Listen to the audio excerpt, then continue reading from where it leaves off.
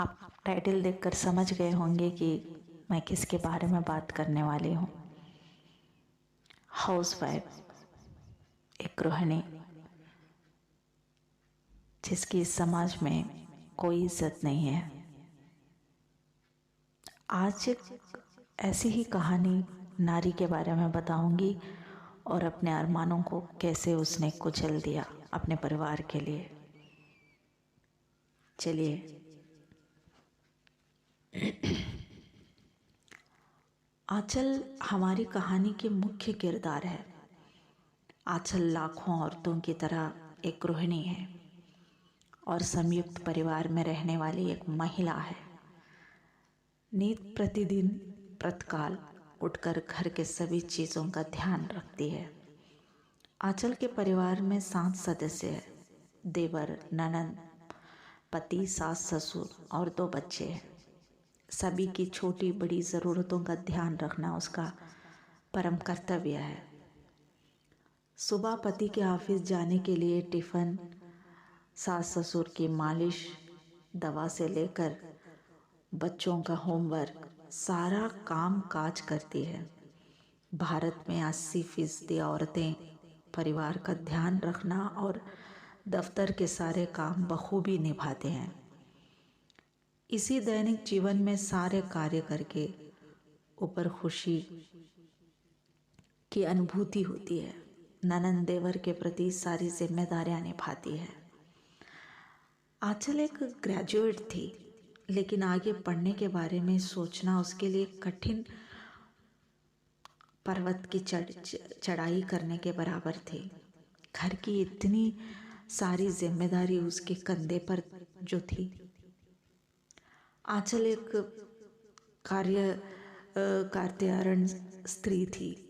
वो घर में सभी सदस्यों के प्रति जिम्मेदारी निभाने से पीछे नहीं हटी। ननद की शादी 2 महीने बाद थी। अपने पति से वो आगे अपने शिक्षा के प्राप्त करने की विषय हेतु बात करना चाहती थी। आंचल के मन में उथल पुथल चल रहा था। अगले दिन सवेरे सभी को नाश्ता परोसने के बाद अपने पति से कहा, सुनिए, मैं अपने आगे की शिक्षा पूर्ण करना चाहती हूँ। मैं आपसे इस विषय में चर्चा करना चाहती हूँ। ये सुनकर विजय अजमस में पड़ गया और कहा, इस उम्र में आगे बढ़कर क्या करोगी? घर के काम काज से वक्त मिलेगा तुम्हें? आंचल ने कहा, जी मैं सब संभाल लूँगी। विजय ने कहा, माँ बाबूजी से विचार विमर्श करके बता दूंगा। 1 महीना बीत गया और विजय इस बात को किसी बहाने से टालता रहा। आंचल अब भी मन में आस लगाई हुई बैठी विजय के जवाब का इंतज़ार कर रही थी। आंचल ने खुद बात करने की ठानी। विजय अपने कुछ मित्रों के साथ शाम को घर पर आया। आंचल का जन्मदिन था। बदकिस्मती तो देखो कि उसका जन्मदिन किसी को याद ही नहीं आया। विजय के एक मित्र ने कहा, भाभी जी कहाँ काम करती है? विजय ने कहा, सिर्फ घर के काम और कुछ नहीं। विजय अपने मित्रों से कहीं घूमने जाने की बात करने लगा। विजय को अपने मित्रों के कदर थी, लेकिन क्या आंचल की थी, जो जीवन संगिनी बनकर जिंदगी के हर मोड़ पर उसका साथ निभाती थी। विजय ने आंचल से कहा कि अभी वक्त बीत चुका है। अच्छा होगा कि तुम घर के कामकाज देखो। घर के किसी भी सदस्य को आंचल का जन्मदिन याद नहीं था, लेकिन उसकी 20 साल की बेटी रोशनी और 8 साल के बेटे को था। दोनों ने फूल और जन्मदिन का विशेष कार्ड देकर माँ को जन्मदिन की ढेर सारी बधाई दी। आंचल ने चुप चुप आंसू पोंछ लिए और अगले दिन रोज की तरह सारे काम निपटाकर अपने पति से कहा, मैं अपनी बड़ी बहन के घर जाऊंगी। पति ने कहा, क्यों, सब ठीक है ना? आंचल ने दबे हुए स्वर से कहा कि मुझे छुट्टी चाहिए। विजय सोच में पड़ गया। आंचल शाम को चली गई। उसी दिन शाम को आंचल अपने घर के लिए रवाना हो गई। सबके सपनों को अपने कहकर जीने वाले आंचल को बहुत बड़ा धक्का लग गया था। परिवार में 2 दिनों में सबको आंचल की कमी खलने लगी थी। लेकिन क्या सच में यह आंचल की कमी थी या फिर उसकी इतनी सारी जिम्मेदारियां सब संभालने में सक्षम नहीं थे? आंचल उसने अपनी जिंदगी की समझौता कर लिया और फिर से परिवार की देख रेख में जुट गई।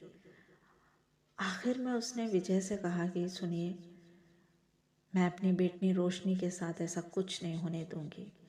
वो अपनी पढ़ाई ज़रूर पूरी करेगी और एक काबिल इंसान बनेगी। अगर वो अपने सपनों को जीने की कोशिश करती है तो उसे स्वार्थ कहकर कोसा भी जाता है। ये समाज की सोच की ओर इशारा करता है। ये समाज की सोच की ओर इशारा करता है कि अच्छी सोच अच्छे समाज को जन्म देती है। अच्छे समाज से घर परिवार की नींव होती है।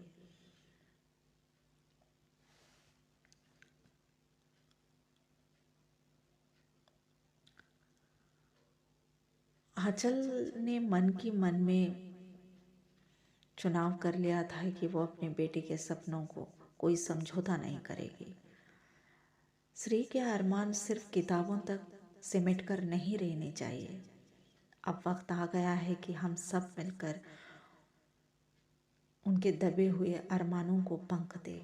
नारी शक्ति के नारे से नहीं, बल्कि इन विषयों पर गंभीरता से सोचने का वक्त आ गया है दोस्तों। घर घर जाकर ये जागरूकता फैलाएं कि स्त्री के अरमानों उतनी ही ज़रूरी है जितनी कि पुरुषों की है। शादी के पश्चात स्त्री के अरमान और निर्णय को घर वाले ने तभी समाज का उत्पादन संभव है।